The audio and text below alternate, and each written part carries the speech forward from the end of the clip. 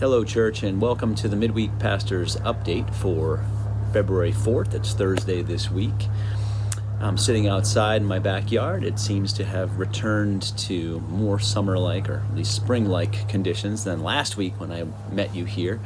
But in the meantime, since last week, I have managed to, my son was in a very sharing mood, and I've managed to pick up a little something extra that you might hear in my voice. Feeling fine.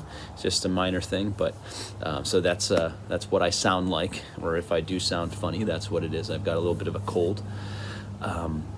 But for the update this week, I want to start with a couple things here. The first is I'm sure that those of you who are watching closely or just waiting for getting back together in a physical gathered way in church are seeing that the numbers are trending in the right direction. And with the number of vaccinations going up, we are looking like we are moving towards a return to the red tier. Not guaranteed, hasn't happened yet, but when that happens, we will evaluate and then be able to move back towards meeting in the sanctuary, at least at a 20% occupancy basis. So that's sort of like what we were doing in the fall, like October or so. But we'll announce it. We'll make sure that you're all aware. And of course, those that aren't comfortable coming, no problem. We're still going to record the services. We're going to try to do live streaming, although that's a little challenging. There's some audio issues and some other things, but we're going to work on that. So I've been asked by some people if we can do live streaming.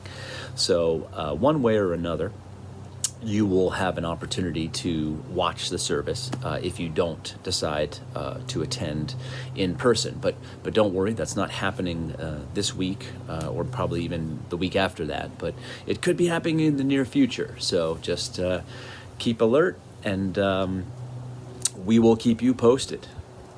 I also wanted to share an email update I received from one of our church members, June Haugen, who serves on our board of community ministries.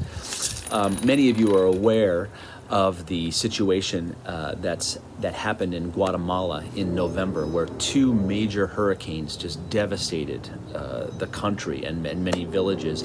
And one of the organizations that we are deeply involved with as a church, in recent years anyway, is this one that June is connected with, and it's called Hope of the Pocomchi. And she just wanted me to pass along that thanks to donations like what many of you gave in December supporting Hope of the Pocomchi, it really enabled the work folks who are working down there, aid workers and such, to reach some of these villages that are just so remote with food, supplies, just the necessary stuff to keep them alive, because people have been displaced, lives have been lost, livelihoods have been lost. So it's a devastating time for Guatemala. So what June wanted me to share is that the gratitude for the way that this church and that all of you have supported this organization, but also continued prayers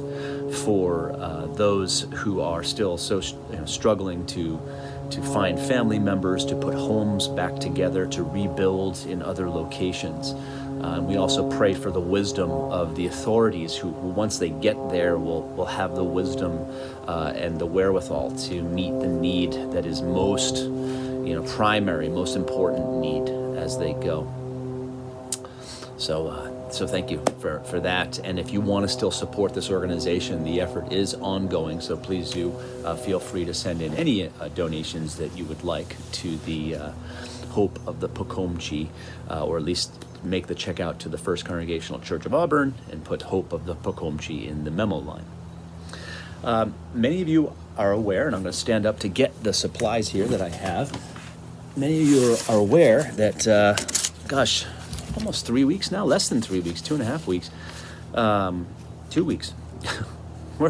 It's so hard with time these days, isn't it? I just find that I have to always look at a couple different places to figure out what day it is, what time it is. But anyway, 2 weeks from now, or around 2 weeks, is Ash Wednesday.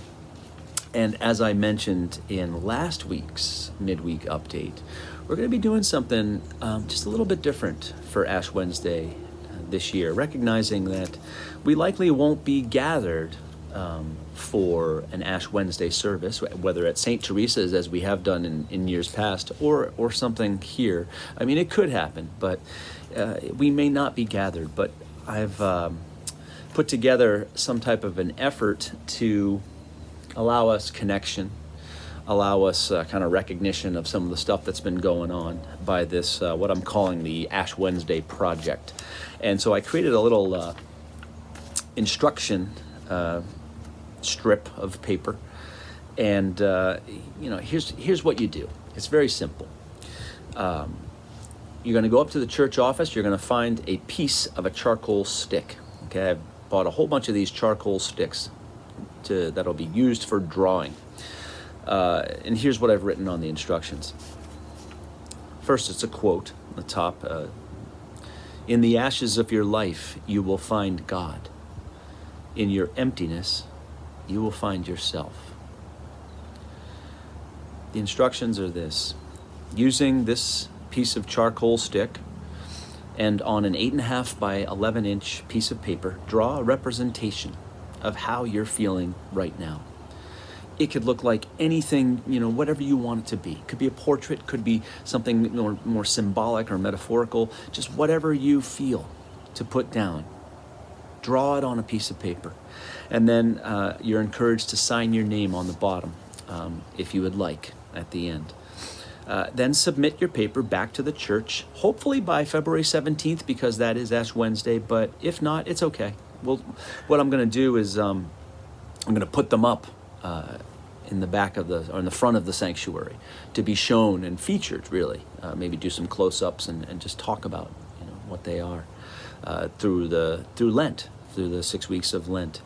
And you can either drop off the original drawing that you have at church, just put it slide it in the mail slot in the church office door, or you can take a picture of it and send it by text or email to the church secretary.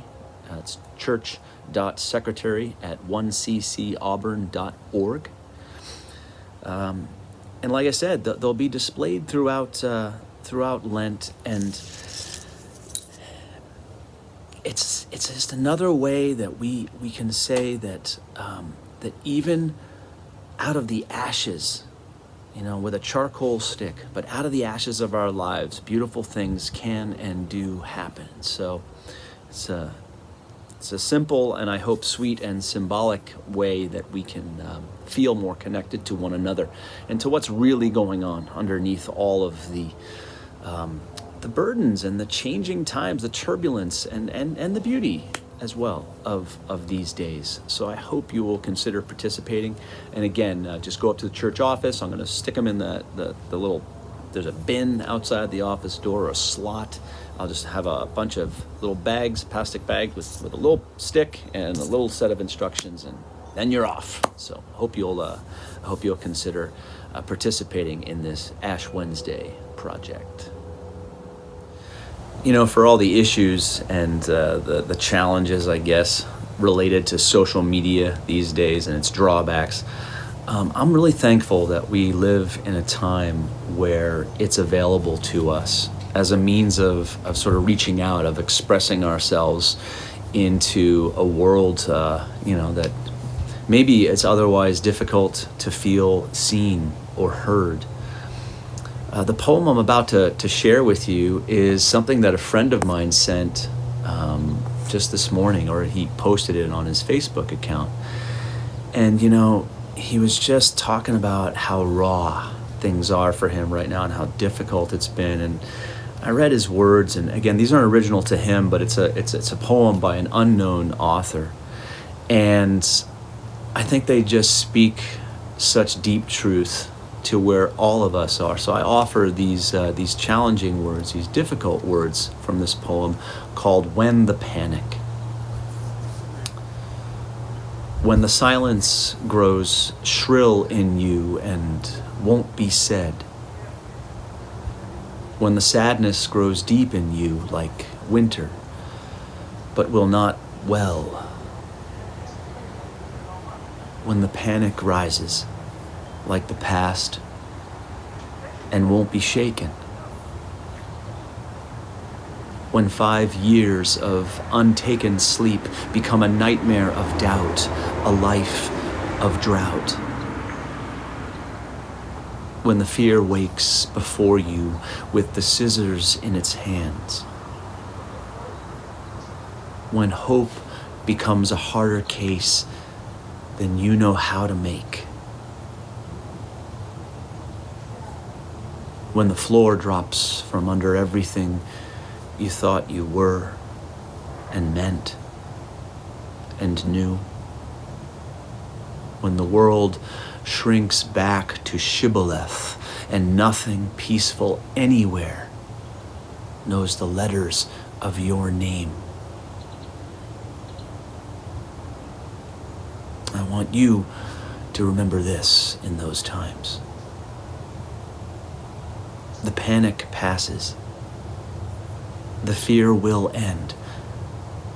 The pieces into which your days have frayed and fallen will become a life again, and it will be your own. You'll never get over any of this, but you will, without a doubt, get through. You will stand glad under a winter moon and smell the weather change, and know that when you wake, it will be spring, and the years will have turned their faces back toward all the light that's fallen your way from the start.